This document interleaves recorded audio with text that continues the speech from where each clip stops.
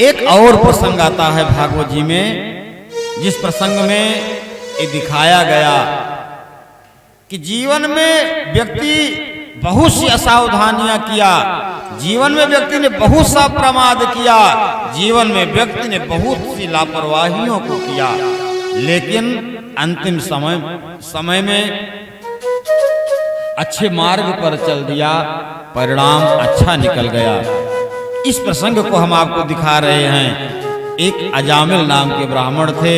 Kanye Kubja Dwija कश्चित, एक कान्यकुब्ज ब्राह्मण थे।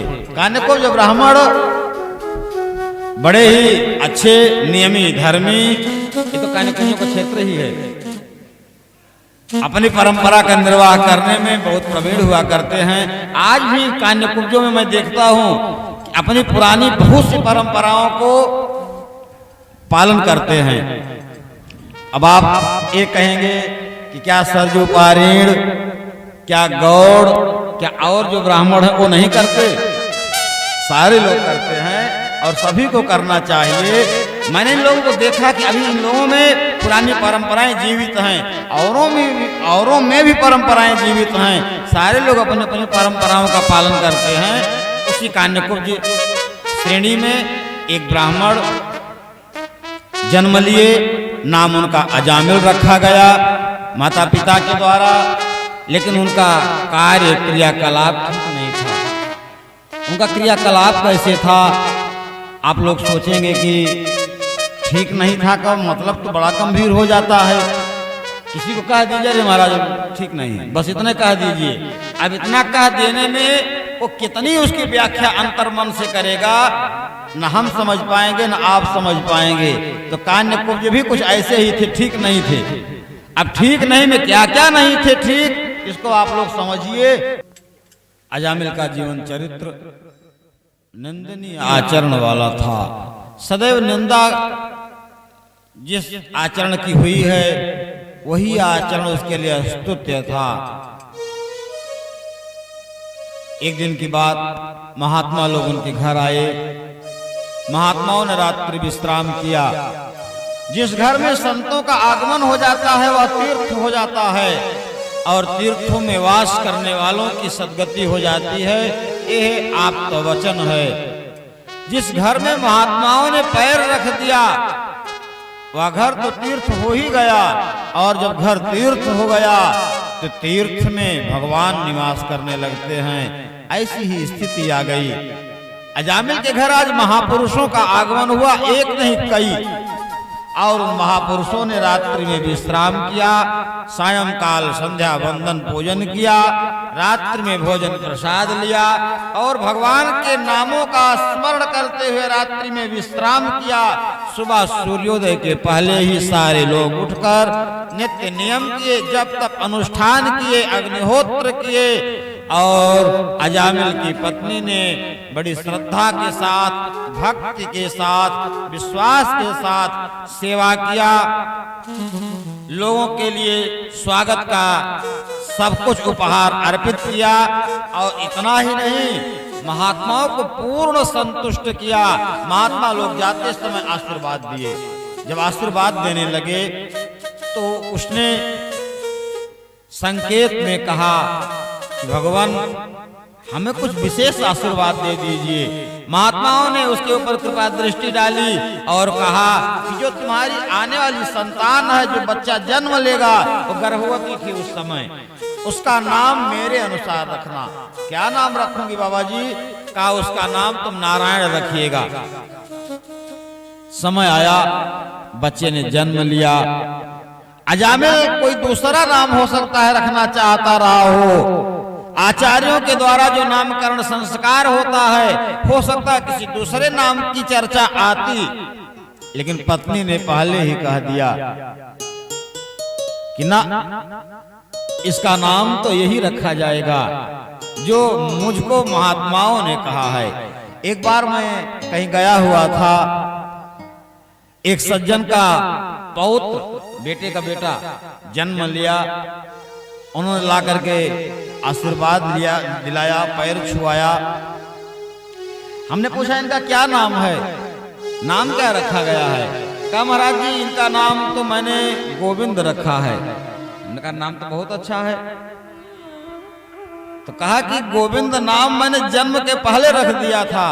जब बच्चे ने जन्म लिया इसके पहले ही मैंने नाम बच्चे का गोविंद रख दिया था। मैंने कहा कि तो बहुत अच्छी बात, आपको आभास कैसे हुआ? बताने लगे कि महाराज जी मेरे मन में बार बार हो रहा था कि हमारे घर गोविंद आ रहे हैं, तो मैं अपने बच्चे का नाम गोविंद ही रखूंगा।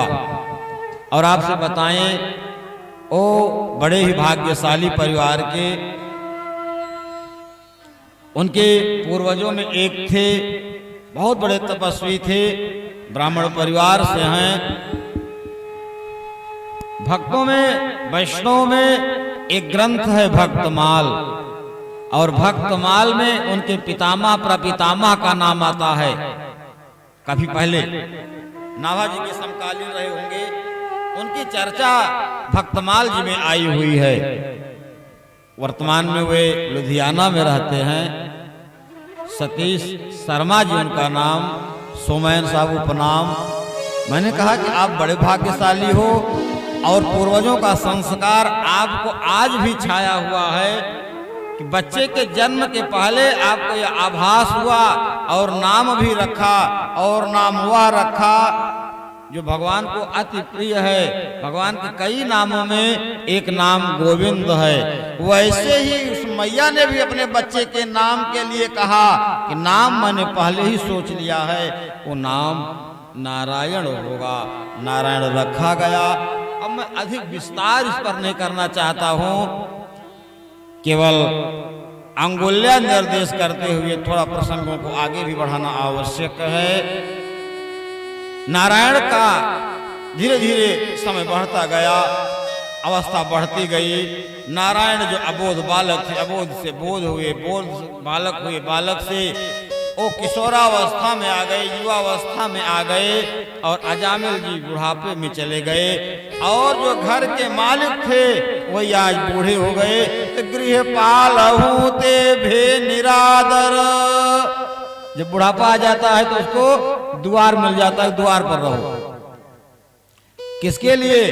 कुकुर रखाओ, ये होता है ना। जब अवस्था ज्यादा हो गई तो उसका काम केवल है कि बाहर बैठे रहो। बाहर बैठे रहते थे। आदत पड़ गई थी बेटे को बुलाने के लिए, सदैव नारायण नारायण कहा करते थे। नारायण को भी हो गया था कि इनको एक अभ्यास हो गया है, हरदम नारायण नारायण बुलाते रहते हैं। अंतिम समय आ गया था, रात्रि का समय था। यम के यहाँ, महाराज यम के यहाँ रजिस्टर खोला गया, उसमें दिखा कि इसकी मृत्यु करीब में है, जाइए इसको दंडक देते हुए, प्रताड़ित करते हुए इस अजामिल को लेकर के आइए, नरक की यातना में भुगतवाइए। लोग पहुंच गए, लेने के लिए यातना देने लगे। भय से आक्रांत हो गए और भय से विह्वल होकर के अपने बच्चे को बचाने के, अपने बच्चे से अपनी प्राण रक्षा के लिए प्रार्थना किए।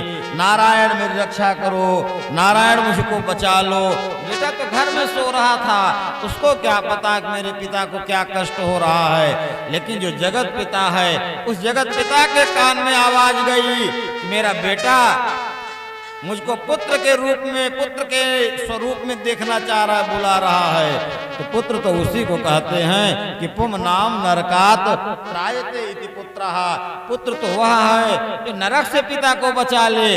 अगर अजामिल पुत्र भाव से नारायण का स्मरण कर रहा है तो मुझको चाहिए कि जाकर के उनकी रक्षा करूं। ये यथा माम प्रपद्यन्ते तानस्तथैव भजाम्यहम्।